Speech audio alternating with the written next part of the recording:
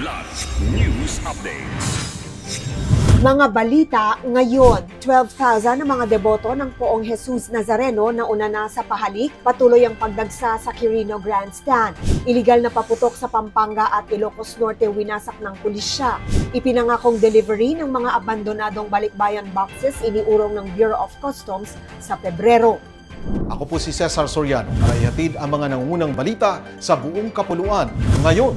Patuloy ang pagdagsa ng mga deboto sa Quirino Grandstand sa bisperas ng kapistahan ng Poong Jesus Nazareno na tinatayang mahigit 12,000 na katao na ang nakapagbigay-pugay sa pamamagitan ng pahalik batay sa pinakahuling ulat ng pamunuan ng Quiapo Church. Karamihan sa mga deboto ay piniling maagang dumalo upang makaiwas sa matinding siksikan sa araw ng traslasyon. Kasabay ng patuloy na pahalik, nagkaroon rin ng send-off ceremony para sa mga puwersa at voluntaryong mangangasiwa sa kaligtasan ng mga deboto. Pinangunahan ng Office of Civil Defense o OCD-NCR ang aktibidad na nagmarka sa formal na deployment ng 20,000 uniformed personnel, responders at volunteers mula sa PNP, BFP, PCG, MMDA, DOH, Philippine Red Cross, Manila DRRMO, MPDA at Raha Volunteers. Nananatiling maayos ang daloy ng pila at walang naitalang seryosong insidente habang patuloy ang pagbabantay ng mga medical at rescue team hanggang Enero 9.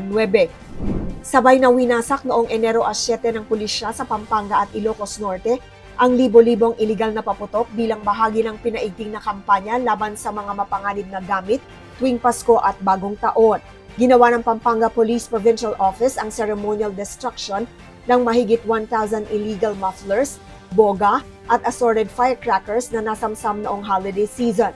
Ayon kay Provincial Director Eugene Marcelo, tuloy-tuloy ang operasyon laban sa mga paglabag na nagdudulot ng panganib sa publiko. Sa Ilocos Norte naman, sinira ng pulisya ang 257 na mga piraso ng boga at iligal na paputok, mas mababa kesa noong nakaraang taon.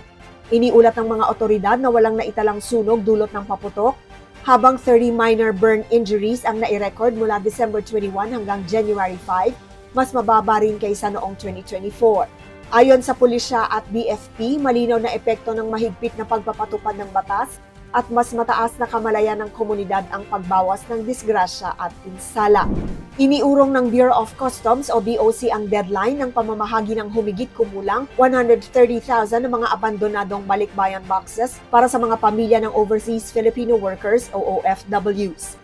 Itinakda na sa February 14 ang bagong target mula sa naunang January 6 matapos magpasok ng karagdagang logistics partners upang pabilisin ang delivery. Ang pagkuha ng dagdag na katuwang sa logistics ay iniutos ni Commissioner Ariel Nepomuceno. Ang mga kahon ay idineklarang abandonado matapos mabigong bayaran ng deconsolidators ang kaukulang buwis. Sa kabuuan, 144 container vans ang ipinamahagi sa mga pantalan, pinakamarami sa Manila International Container Port bago dalhin sa mga bodega. Aminado ang BOC na mabusisi ang proseso at humiling ng pasensya mula sa mga OFW habang tinatapos ang pamamahagi. Para sa Kidlat News Channel, ako si Rosalyn Sinchonko, nag-uulat. Ako po si Cesar Soriano, kasama nyo sa bawat pagputok ng balita.